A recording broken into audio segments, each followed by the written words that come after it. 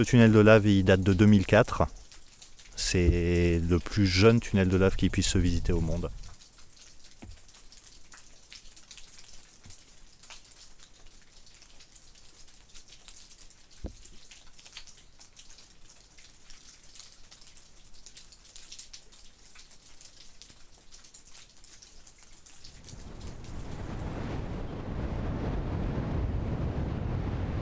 Donc ici on est sur le bas du volcan, sur le bas de l'enclos du Piton de la Fournaise, entre Saint-Philippe et Sainte-Rose, là où les coulées de lave se jettent dans l'océan.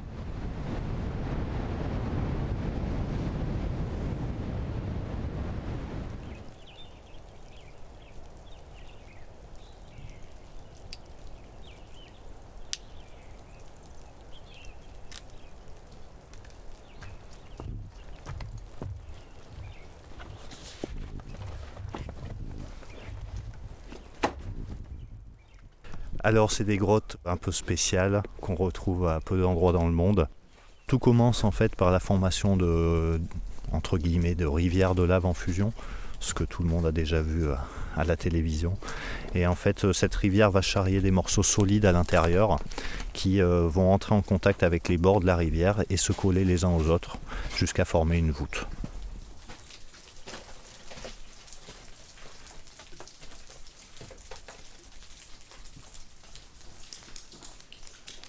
À l'intérieur, on a différentes formations, c'est tout la lave qui les a façonnés. Donc on va avoir des côtés plutôt vitrifiés qui ont été trempés dans la lave et des côtés éclaboussés qui sont eux beaucoup plus coupants et abrasifs. On est complètement coupé de l'extérieur, il n'y a pas de réseau téléphonique, rien du tout. On n'a que le bruit des gouttes d'eau qui tombent et le bruit que fait la lave sous les pieds quand on se déplace.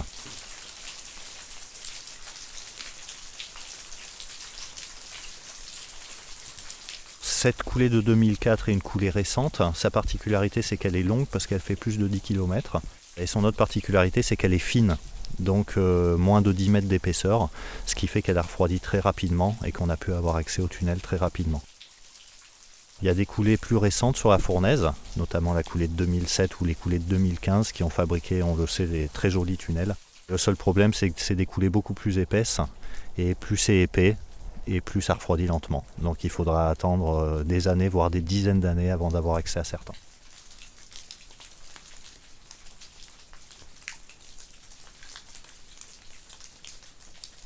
Les plus vieux tunnels de lave de la Réunion, ils ne sont pas sur le Piton de la Fournaise, ils sont sur le Piton des Neiges, et certains datés à plus de 400 000 ans. Donc très très anciens, ils sont toujours là.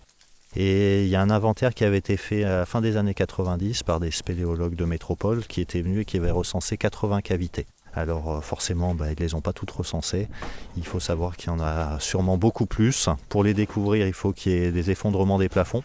Le truc, c'est que quand il n'y a pas d'effondrement de plafond, on va marcher dessus sans savoir qu'il y a ça dessous. Et en fait, on en redécouvre un sacré paquet avec l'activité humaine.